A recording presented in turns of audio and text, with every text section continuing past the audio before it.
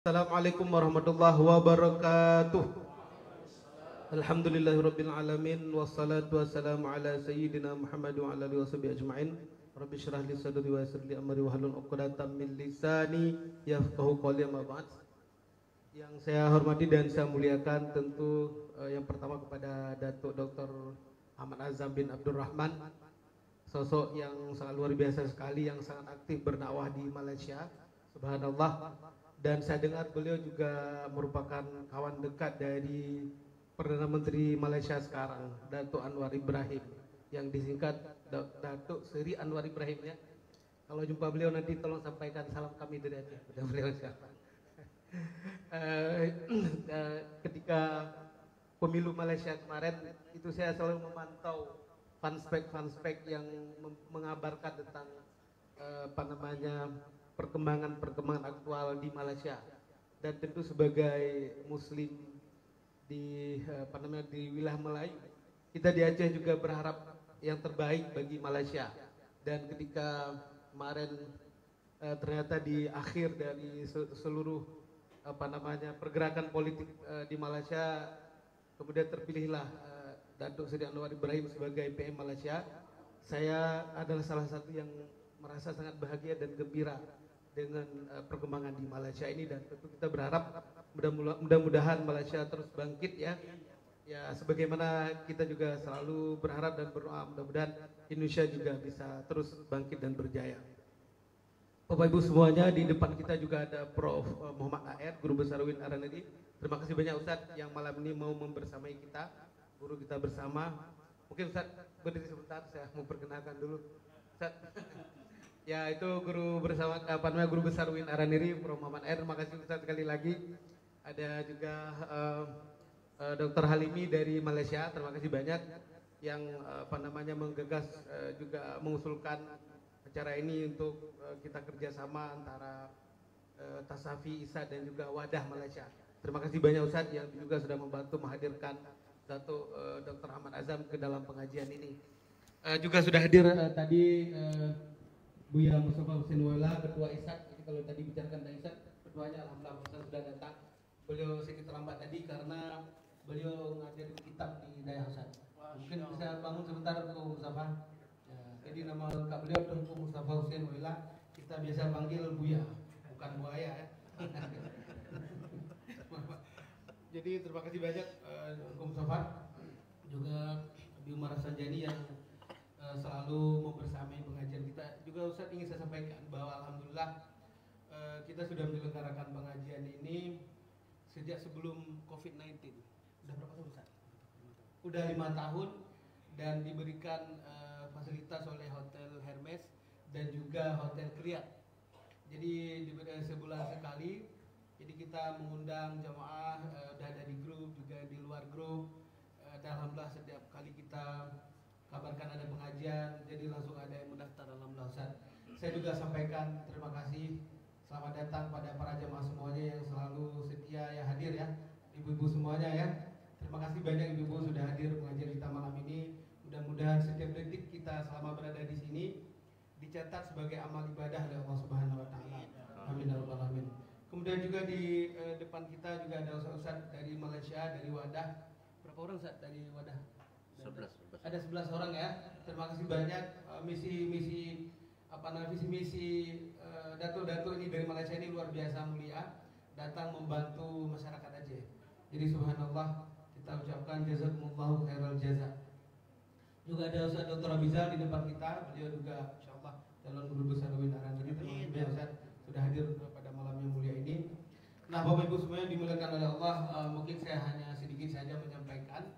Dan memang malam ini sebenarnya biar Datuk Ahmad Azam tidak kesendirian, makanya hadirlah saya sebagai pendamping beliau sebagai narasumber. Jadi jangan single narasumbernya gitu ya kan. Nah, jadi Bapak Ibu semuanya, berkaitan dengan kebangkitan Islam ini tentu Al-Qur'an banyak berbicara tentang arahan-arahan agar umat Islam itu bisa bangkit sepanjang sejarah eksistensinya di atas muka bumi ini. Antara lain yaitu sebagaimana tertera dalam Al-Quran surat An-Nur ketika Allah Subhanahu wa taala berfirman, A'udzubillahi minasyaitonirrajim. Bismillahirrahmanirrahim. Wa'adallahu alladhina amanu minkum wa 'amilus solihati la yastakhlifannahum fil ardh. Allah telah menjanjikan kepada orang-orang yang beriman di antara kamu dan orang-orang yang beramal soleh bahwa sungguh Allah akan menjadikan kekuasaan, memberikan kekuasaan kepada mereka di atas muka bumi ini. La yastakhlifannahum fil ardh. Allah sungguh akan menjadikan mereka sebagai pemimpin di atas muka bumi ini. Jadi para ulama tafsir mengatakan bahwa ayat ini itu bukan hanya terjadi di masa Rasulullah, tapi akan terus terjadi sepanjang eksistensi umat Islam di atas muka bumi ini, sepanjang mereka memenuhi persyaratan-persyaratan kebangkitan atau disebut juga dengan nahdah. Kalau istilah saat Halimi kemarin nahdah, nahdah umat Islam, kebangkitan umat Islam. Sepanjang umat Islam memenuhi persyaratan-persyaratan kebangkitan, maka pasti umat Islam itu akan meraih kebangkitannya. Kalau dari Al-Quran surat An-Nur ini yang saya bacakan barusan, berarti ada dua syarat yang paling krusial, yang paling fundamental, yang harus dimiliki oleh umat Islam ketika mereka ingin jadi pemimpin, ketika mereka ingin diberikan kebangkitan, kejayaan oleh Allah Subhanahu wa taala. Yang pertama, wa'adallahu alladhina amanu, berarti Allah menjanjikan kebangkitan ini kepada orang-orang yang beriman. Jadi syarat yang pertama adalah umat Islam ini harus betul-betul menjadi mukmin yang sesungguhnya. Mereka harus betul-betul beriman dengan iman yang sebenar-benarnya. Nah, berkaitan dengan iman ini, saya teringat sekali sebuah segmen dari seorang Gus Kiai di Jawa Timur, Gus Bahan namanya. Beliau mengatakan bahwa problem terbesar yang dihadapi oleh umat Islam yang hidup di akhir zaman adalah berkurangnya keyakinan kepada Allah, menipisnya nilai-nilai iman, kurang percaya kepada Allah. Ini problem yang dihadapi oleh umat Islam yang hidup di akhir zaman. Bahkan ini juga problem kita juga, pribadi-pribadi kita semuanya. Kalau kita perhatikan bagaimana iman yang dikehendaki, yang diarahkan oleh Rasulullah, itu sampai Rasulullah itu nyuruh kita itu, saya teringat baca sebuah hadis, Rasulullah mengatakan berdoalah kalian, mintalah kalian kepada Allah sampai dalam urusan ketika nggak ada bawang di rumah, nggak ada garam di dapur, nggak ada bawang di dapur, nggak ada garam, disuruh minta sama Allah. Saya terpikir panjang, kenapa Rasulullah hanya urusan kecil garam sama bawang disuruh minta sama Allah ketika nggak ada garam, nggak ada bawang di dapur kita. Ternyata Rasulullah sedang membimbing kita bahwa sesungguhnya sandaran kita yang paling kuat adalah kepada Allah. Satu-satunya tempat kita meminta adalah kepada Allah. Walaupun urusan-urusan kecil, kita harus menyandarkan kepada Allah. Kita harus minta kepada Allah. Kita harus yakin bahwa Allah mampu memenuhi semua yang kita minta. Nah, hari ini pada faktanya apa yang kita lihat? Dalam semua suksesi, misalnya tes ini, tes P3K, atau mohon maaf, ini bukan nyindir sana, mari mungkin ini untuk saya aja ya, dan orang lain. Jadi ketika ada persoalan-persoalan, kita lebih dulu minta tolong sama manusia ketimbang sama Allah. Ini kan yang sering kita rasakan. Padahal apa yang seharusnya kita lakukan adalah kita harus lebih duluan menyandarkan harapan kita itu kepada Allah, minta dulu sama Allah. Tapi ini jarang terjadi. Kenapa ya? Karena itu fenomena berkurangnya keimanan kepada Allah, udah kurang percaya kepada Allah. Padahal kalau kita mau berpikir ya 24 jam kebutuhan kita ditanggung oleh Allah. Allah bukan hanya mengurus kita, bahkan juga mengurus alam semesta ini. Jadi apa sebab sehingga kita kurang yakin kepada Allah? Nah, jadi ketika umat Islam ini ingin menuju ke kalau menurut yang bacaan-bacaan yang saya temukan, itu berarti mereka harus betul-betul beriman dulu kepada Allah, betul-betul percaya kepada Allah, seperti imannya orang-orang terbaik yang diabadikan dalam Al-Quran. Imannya Sayyidah Maryam, imannya para pemuda Ashabul Kahfi, imannya para nabi dan rasul yang diabadikan dalam Al-Quran. Ketika mereka betul-betul beriman kepada Allah, maka Allah akan menerima doa-doa mereka. Allah akan mengabulkan apa yang mereka minta. Jadi yang pertama beriman, yang kedua adalah wa'amilus shalihat, dan orang-orang yang beramal saleh. Nah, kalau tadi alhamdulillah Dr. Ahmad Azhar alhamdulillah memberi apresiasi masjid kita banyak dipenuhi anak muda, alhamdulillah. Tinggal sekarang bagaimana kita juga bekerja keras. Di sini ada Ustaz Abang Standi yang hari ini sangat eksis berdakwah di Kota Banda Aceh. Terima kasih banyak Ustaz.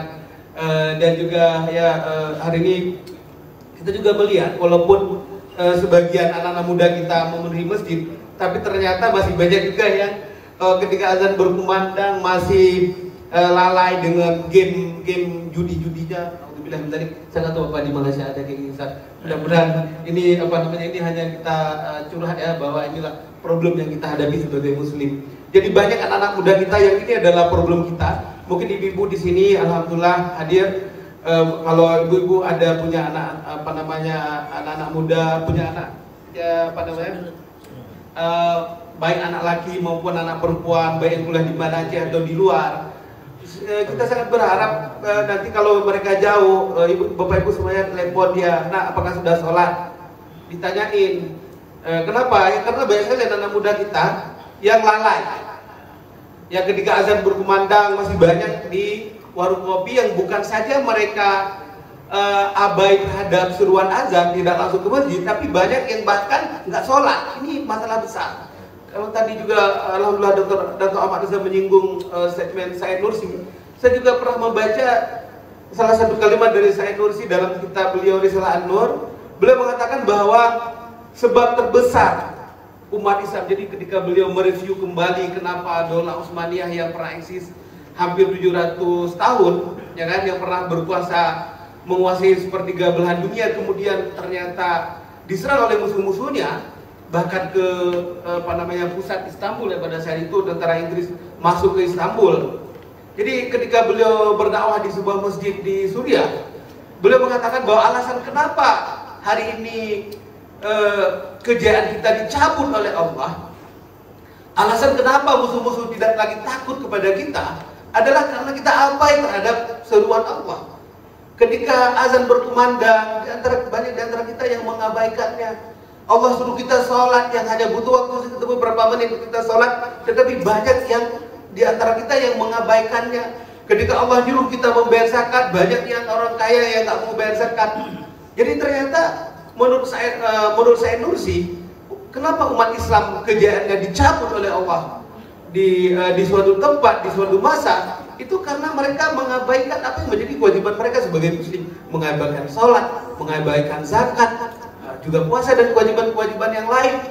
Jadi kalau hari ini kita ingin kebangkitan umat Islam di dunia Melayu dan juga di Aceh, Malaysia dan sebagainya, mungkin kita sebagai muslim di Aceh apa harus kita lakukan adalah bagaimana agar anak-anak muda kita ini ketika azan berkumandang mereka tergerak hatinya untuk langsung ke masjid. Nah, walaupun nggak langsung, mungkin suatu saat tidak selalu harus seperti itu ya, tapi minimal mereka nggak meninggalkan sholat. Kita mungkin tidak bisa memaksa sholat tepat waktu, tapi minimal jangan tinggalkan sholat dan jangan sering telat sholatnya. Tapi sekarang saya belum juga ngajar ya di berbagai tempat. Ini pertanyaan yang selalu saya ajukan kepada mahasiswa, apakah kamu ada sholat? Bahkan di soal final itu setelah saya tulis soal ujian, di ujungnya juga saya tulis apakah kalian sholat sholat wajib sehari semalam 5 kali.